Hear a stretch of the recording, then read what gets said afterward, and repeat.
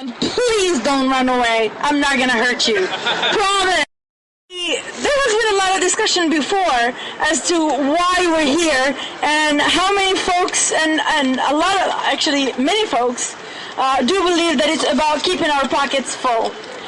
I want to let you guys know that the economical issue is just one issue. It's not a separate issue. It's one of the issues that we are fighting for. It is not the only issue we're fighting for. It's one as. What's taking all our money? Wars, right? War on terrorism. Okay? This is not what America needs. America needs what America's all about. I distinguish very well between military, and I respect it, I have a lot of respect for it, and between war, which I despise, which I don't like, and I don't think anybody here likes. And I want to make that clear. I respect everybody in the military. I do not like wars.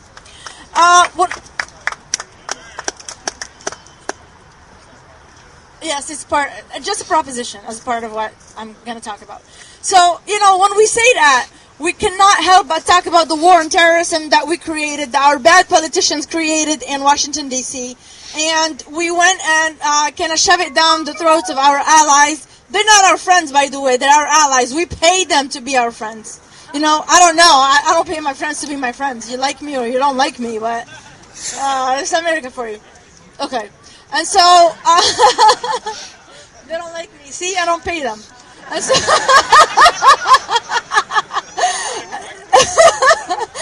but speaking of that, I was born in Morocco, so I consider myself a Muslim Moroccan American.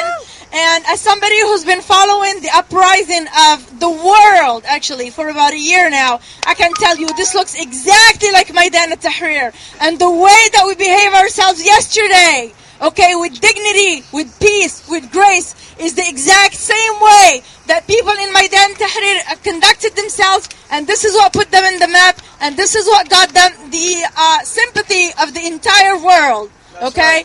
We have some very hypocritical politicians. So when people around the world want to, I know.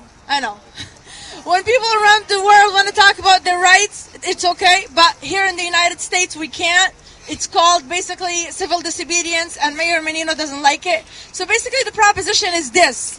Since the creation of the war on terrorism in Morocco, since it adopted it, it had created 8,000 victims of people that have done absolutely nothing. And guess what? Morocco is a beautiful tourism country, and ever since we adopted this law, there has been terrorist attacks. We've never had them before, and now we're having them.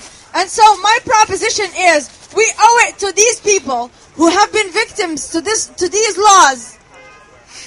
This point of process, we gotta stop. Is there a point of process in the crowd? Okay, sorry, I didn't see it. I can't see it. Mic check. We're discussing propositions. Can we enforce the 2-minute limit? If we're discussing propositions, can we enforce the 2-minute limit? Okay. I have 30 seconds. No, you Can that be okay? I have 30 seconds. Can that be okay? Not even. Okay. So my proposition is this, okay? Since, it's our bad politics that got these people where they are, and these people are being violated, being tortured, being raped, it got to the creation of secret prisons. I say that in this weekend, I would like for us to at least create, basically have a tribute for about 10 minutes, a candle visual maybe, for these people who are still being raped, are still being violated to this day, and just to tell them that we haven't forgotten about you. We're here. We understand that I think we owe it to them. I don't know about you guys, but I think we owe it to them. And if you believe that we owe it to them, then please come and see me, and I'll take your name, and then we'll do something this weekend. Thank you for listening, and I'm sorry for taking so long. Yeah! Woo! Mic check. Up next. Mic check. Mic check. If anybody knows If anybody knows the username and password, the username and password, the Occupy Boston